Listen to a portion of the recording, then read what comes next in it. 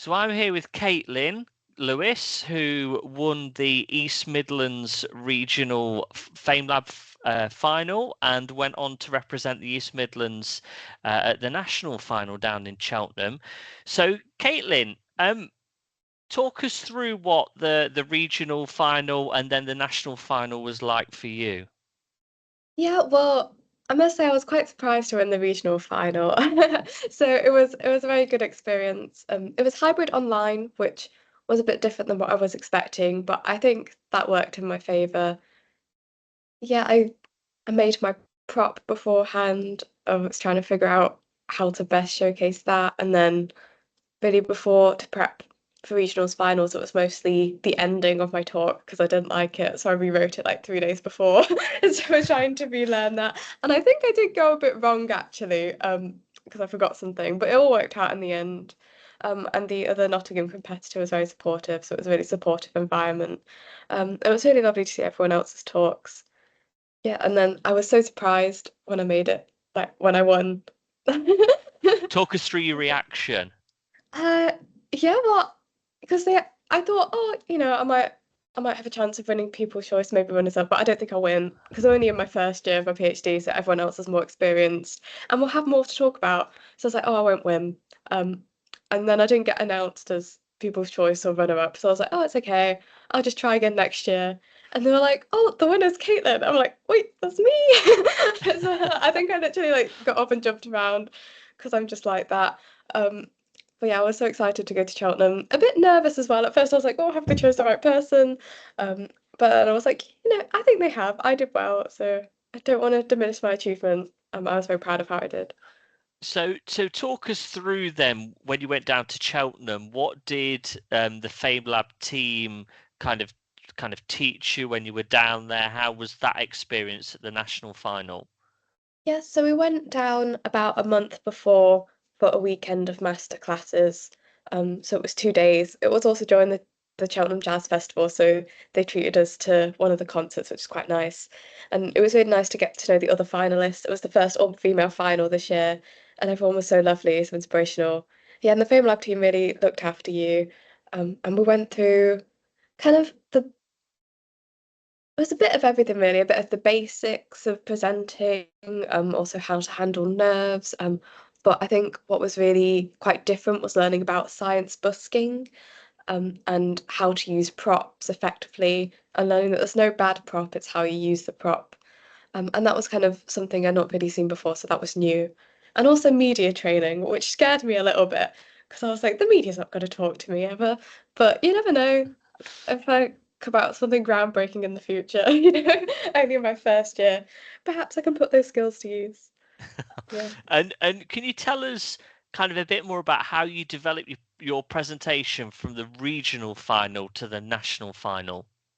Yeah, well, I think the masterclass really made me realize, like, oh, I gotta change it up a bit because everyone was so good, the standard was so high. So I was like, right, I gotta get on this, gotta crack down. But I think the first thing I did was remade my prop because when it was in person or not, like hybrid online, it was okay for it to be a bit smaller because people could see the camera. Whereas when it's on a stage, it needed to be a bit bigger. So I spent about a weekend making different sizes of my spinny because a thermotrope, yeah, that spins. And then I went and laminated it, borrowed the laminator from the reception in chemistry building. So that was the first thing I did, and then I kept the main part of my talk the same. I tried to lean into the narrative a bit more. Um, Kind of wanted to bring in the year of quantum science and technology, but I may have forgot to say that line at the actual final. I can't remember. um, but and then yeah, just really leaning in to the superhero narrative and trying to tie that through as a theme, and yeah, and memorizing it a bit more because I must admit for the regionals, my memorization wasn't the best. Like it wasn't my script. Um, but for the final, it was a bit better. I memorized it more.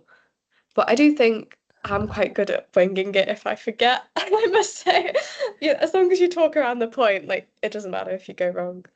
Absolutely, and you would never have known that you kind of forgot parts of your regional, particularly your regional final talk. I think your national final talk, with obviously with me being present at the live national final. I think that's interesting what you say about a narrative, because I think you definitely told a story more.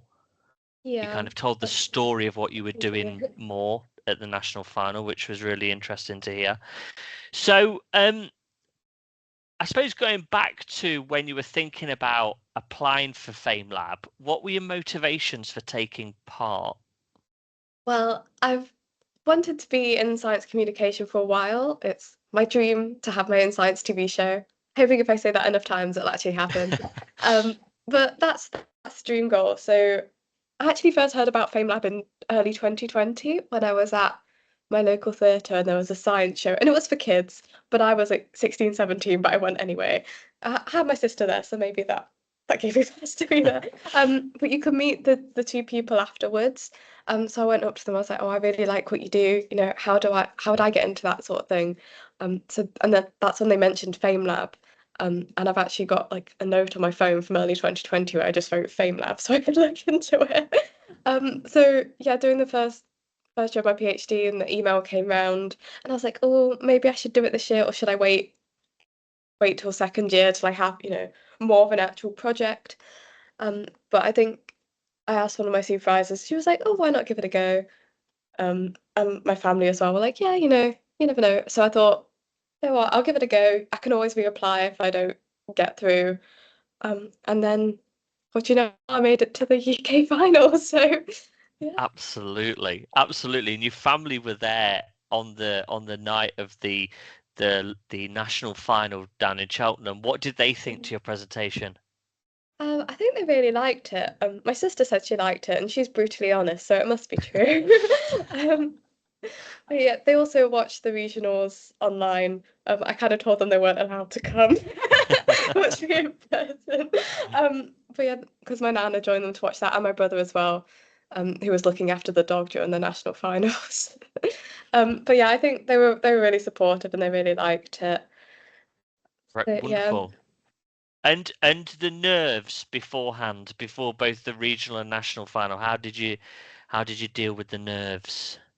Yeah, well, I have a naturally nervous disposition, I must admit. I'm like the Hulk. That's my secret. I'm always anxious, but I think you've got to treat it like a wave. It's probably my advice is going to sound very wishy-washy, but the anxiety is like a wave, and you can either let it drown you or surf it. And I think that's what you got to do with performances: is let it surf the wave, let it energize you, and make it part of your performance. And I don't know if you saw me before the nationals, but I've got a little like I don't know, routine, I don't know, superstition. I shake off the nerves before I go on stage. So my parents were Yeah, laughing at me at that. And they're like, then you walked on stage, you were perfectly fine. I was like, yeah, that's that's your way of probably getting in it. the zone almost, isn't it? Yeah, Yeah, yeah. I Well, did I did notice that. yeah.